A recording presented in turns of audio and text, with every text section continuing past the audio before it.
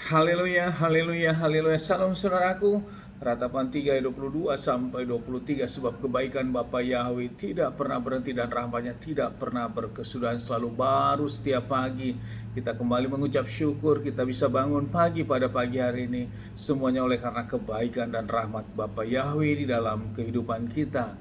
Renungan KPI Maim Kaim pada hari Jumat tanggal 26 Februari 2021 atau pada tanggal 14 Adar 5781 diambil dari kitab Keluaran atau kitab Semot 30 ayat 37 sampai 38. Namun sebelum kita membaca renungan ini saudaraku, sebelumnya saya dari tempat ini mengucapkan selamat Hari Raya Furim saudaraku, karena pada tanggal 14 Adar ini saudaraku adalah memasuki Hari Raya Furim. Hari Raya Furim adalah hari raya kebangsaan bangsa Israel, termasuk juga ada Hari Raya Hanukah saudaraku.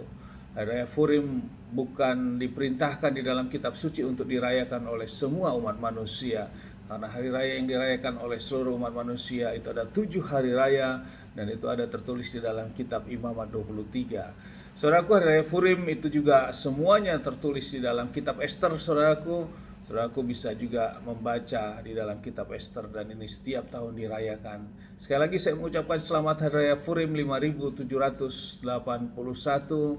Kita diberkati saudaraku. Kita lanjutkan pembacaan renungan firman Keluaran atau Semot 30 ayat 37 sampai 38 yang berkata demikian. Dan dupa yang harus engkau buat berdasarkan takarannya, kamu tidak boleh membuatnya bagimu. Itu adalah kudus bagimu untuk Yahweh.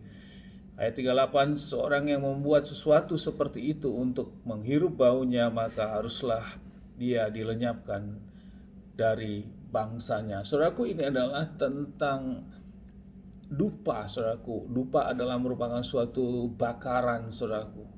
Dan Bapak Yahweh sudah memerintahkan. Ini langsung Bapak Yahweh yang berkata tentang bahan-bahan ramuan apa yang harus dibakar, dicampur saudaraku, diramu untuk menjadi sesuatu bakaran yang harum. Dan tentu karena Bapak Yahweh yang memerintahkan sendiri lewat dafarnya, tentu adalah kehendak Bapak Yahweh. Adapun bahan-bahan yang Bapak Yahweh kehendaki yaitu di dalam pembakaran dupa ini ada getah damar, ada kulit lokan, ada getah rasa mala, dan ada kemenyan murni saudaraku. Mungkin keempat bahan ini kita asing saudaraku. Mungkin kalau kemenyan mungkin kita dihadapkan dengan kondisi sekarang kita mungkin tahu tentang kemenyan, namun yang lainnya mungkin kita asing. Namun inilah yang Bapak perintahkan tentu di negeri Israel pada waktu itu, tentu bahan-bahan ini ada dan ini harus disiapkan saudaraku.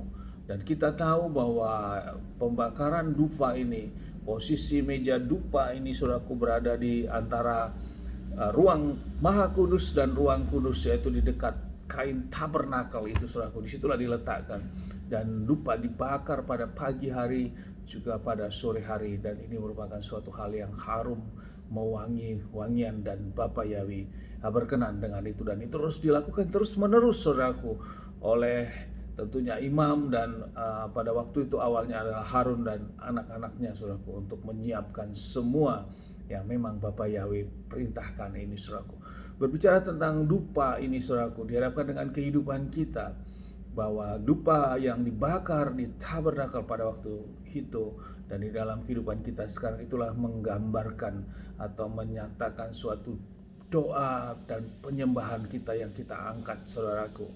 Saudaraku, dupa dibakar pada pagi hari dan sore hari, dan kita renungkan, dan ini merupakan suatu waktu-waktu yang memang Bapa Yahweh izinkan untuk kita memuji, menyembah, memuliakan Bapa Yahweh juga di waktu-waktu yang memang Bapa Yahweh menghendaki dupa-dupa bakaran itu diangkat saudaraku, pada pagi hari saudaraku, dan pada sore hari. Mari kita renungkan lewat pujian dan penyembahan kita dan doa-doa kita, itulah dupa kita yang kita nyalakan saat ini saudaraku, hidup di zaman kita sekarang ini.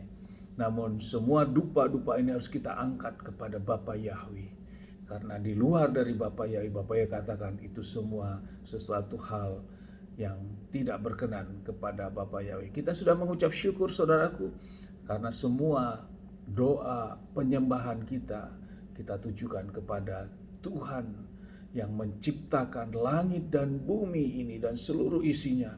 Tuhan yang disembah oleh Bapa Abraham, Bapa Ishak dan Yakub, dan yang memimpin bangsa Israel dengan kuat kuasa dan kegagahannya, keagungannya, membebaskan bangsa Israel. Mukjizat-mukjizat yang luar biasa yang tidak ada terjadi di dunia ini selain oleh Bapa Yahweh, mengeluarkan bangsa Israel dari Mesir dan memimpin selama 40 tahun dengan mukjizat.